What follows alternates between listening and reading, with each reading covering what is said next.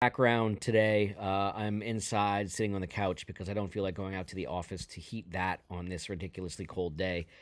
So trying to save some money and not heat the office for a couple days. But anyway, just wanted to sort of go over Bitcoin's action based on the changes from yesterday. These levels of support that we were hoping might hold have not. Um, we're currently right up against that very last level of support. If this green line fails, it's probably coming down into the ranges that we were hoping it would last time, or last January, I should say. Um, Getting a slight bounce now. It was down a little over 3% just a few minutes ago.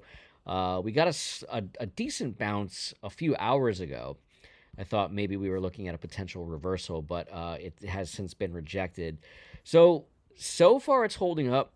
It does not look very good. It looks like it wants to go lower, but I would have said the same thing right here and right here.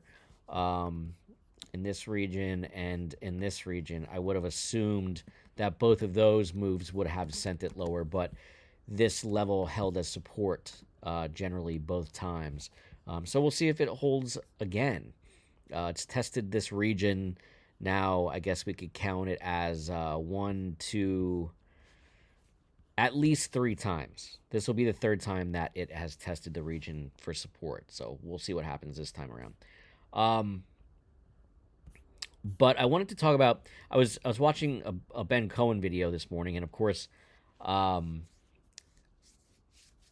being Ben, he's usually on the forefront of metrics and talking about things before anyone else really does. And yesterday, I was looking at what the average percentage drop would be, like especially compared to last January, because that's what this chart structure and action looks like. And last January, we got a 20% move down. If I scroll back to January of 2024, from peak to bottom is about 21%, just a little over 20%. So it went from about 90 or $49,000 to about 38.5, which was about a 21% drop. And that's the average drop in this part of the cycle. In early, usually January of the post-halving year, that's the average drop that we get in January is a 20% drop. So I was looking at that yesterday, and I meant to talk about it in yesterday's video, and it completely slipped my mind. Of course, I would have been really excited to have mentioned something before Ben got around to it. But anyway, I thank him for reminding me to talk about it. But if we measure from this peak, from the very peak, down 20%, that puts us right at about $86,600,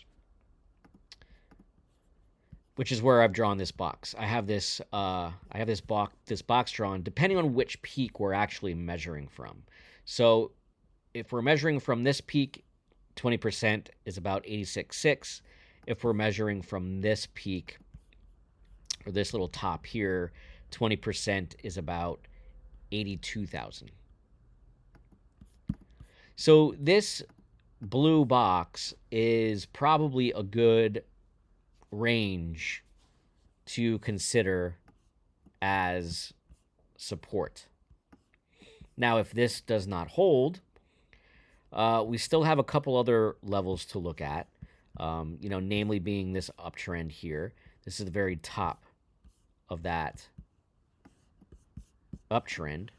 We also have, I don't know why, my laptop mouse pad is acting up today. I think it's because I'm leaning on it on this pillow. But anyway, we also have this. Depending on how you want to draw this, a bunch of different ways to really. This is all very, subjective in something like that. That's another level of support. So this is getting a little crazy, though. I think this is more, if anything, we would be looking at the top of this range as support, the $74,000 range. There's some wicks up here, so we could come below. We could come down to like $70,000, somewhere in there. But this box, that's the range that I would expect things to come down to. Now, I have a new indicator put on this chart, and it's a bull market support band with projections. And again, this box is in the exact sweet spot that I would like to see Bitcoin come down to. And here, as I just checked the price again, we're starting to bleed even more. I really do think this is going to fail, and we're going to come down into these ranges. The only question left remaining is how low does this thing actually go? You don't want to try to start catching a falling knife, because if you start buying at the top of this range, your risk level is probably significantly lower if you were to have bought somewhere up here.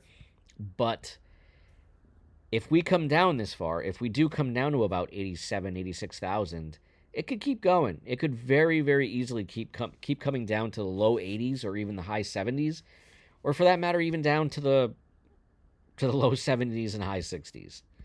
Because when action gets like this, anything's possible. Selling action is just as powerful, if not more powerful, than buying action. And when momentum starts shifting in one direction, it's hard to stop sometimes. So the fact that this box, our projected box for 20% corrections in January of the post-halving year, aligns so perfectly with the bull market support band with the projection. These little dotted lines are projecting out where the bull market support band is going to go. Now, this probably only really works a few weeks out. Like, I really wouldn't consider the projection that accurate beyond like 4 to 6 weeks, because if Bitcoin decided to either dip all the way down or shoot all the way up, that would significantly alter the trajectory of each of these paths, either up or down. So if Bitcoin like dumped all the way down to $83,000 in like a matter of a few hours, this line will essentially flatten out, and it'll send the line more in this direction than anything, instead of up, the way it's currently trending. So it would probably look something like that before it actually started to, like, it might go sideways and then start going back up. I don't know why that looks so weird, but anyway, that's what we're looking at for the 20% correction range. Bitcoin continues to bleed as we're talking. I would not be surprised that if you sat here and watched this chart, you see this thing just like the bottom falls out and Bitcoin essentially just bleeds very quickly. So if you're looking to buy, if you're looking to average in or catch a dip, I would definitely be monitoring things. If you have a way to set up alerts on TradingView or some other method, some other app, I would definitely do that.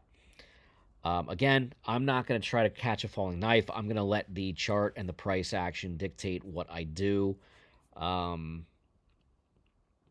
just going to keep an eye on it, and if things look like they are shaping up, and if it looks like this thing's putting in a bottom, or we're getting a very quickly bought dip with an extremely long leg, then maybe it's time to start adding as well. But that buying opportunity may only last literally minutes. That's why it's sort of important to stay vigilant and keep an eye on things. But it does look like we are about to go through quite a significant correction. But anyway, I'll be back as soon as there's something to talk about. In the meantime, stay safe out there.